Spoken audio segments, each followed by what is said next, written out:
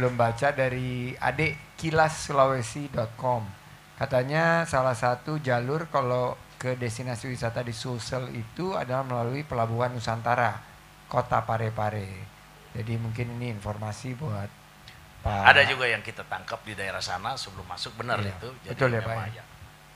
Jadi ini banyak barang haram ini berasal dari wilayah Nunukan menurut Mas Ade. Jadi ini buat memang dari informasi. Nunukan, kemudian dia turun, ada dia yang masuk Sulawesi Tengah, ada dia ke Sulawesi Barat, ada dia juga ke Sulawesi Selatan.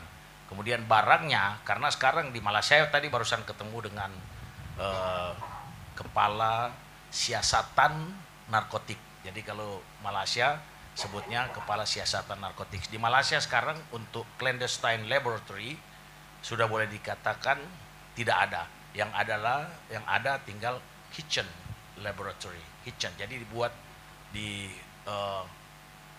dapur aja. Jadi dalam kecil. Kita juga sudah lakukan penangkapan di Indonesia dari tahun lalu sampai sekarang. Kita ada 2 kitchen laboratory yang kita tangkap. Namun yang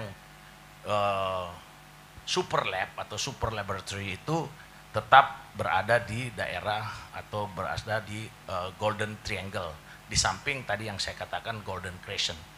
Jadi kalau Golden Triangle itu kan Thailand, Laos, dan Myanmar. Kalau Golden Crescent itu bulan sabit emas, itu Iran, Pakistan, dan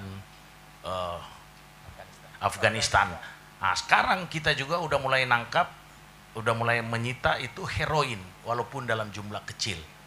Nah, kalau heroin, dia tidak berasal dari, dia lebih cenderung berasal dari Golden Crescent. Nah, ini kita harus antisipasi karena sekali orang terkena heroin, dia tidak ada jaminan sembuh. Ya, ini memang sekaligus saya menghimbau pada kesempatan ini untuk pariwisata, jalur-jalur pariwisata, kemudian juga pada orang tua untuk kita bagaimana bersama-sama kita war on drugs dengan seluruh pendekatan harus holistik dan harus bersama-sama. Dan program paling utama yang kita lakukan dari BNN itu adalah family resilience, yaitu ketahanan keluarga. Bagaimana kita, contohnya aja, kita tidak berbicara misalnya masalah hukum, tapi misalnya ibu sesmen pulang ke rumah, lihatnya anak, kalau sampai kita melegalkan ganja, saya terus menyampaikan ini karena terus mendapat resistensi. Saya terus ibu negor ke anaknya atau cucunya mungkin lagi isap ganja, terus dia bilang, kan yang ini legal sekarang kan, kenapa dilarang? Misalnya kalau sampai begitu. Dari segi culture aja kita sudah tidak cocok, apalagi kalau betul-betul kita legal nanti seperti tuntutan orang.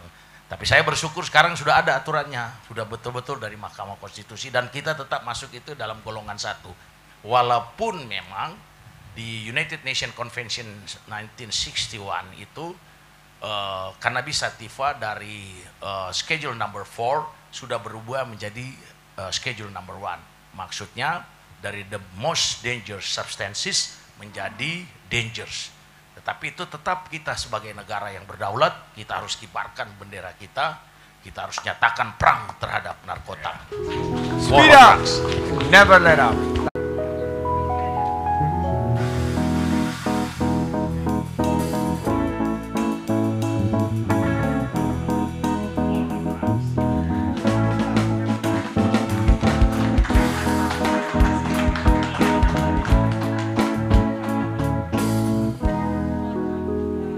Rezeki anak soleh, speed up, never let up.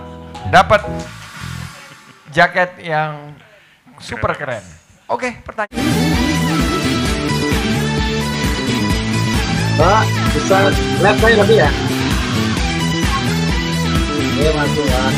Terima kasih. Anda telah menyaksikan The Weekly Brief with Sandi Uno.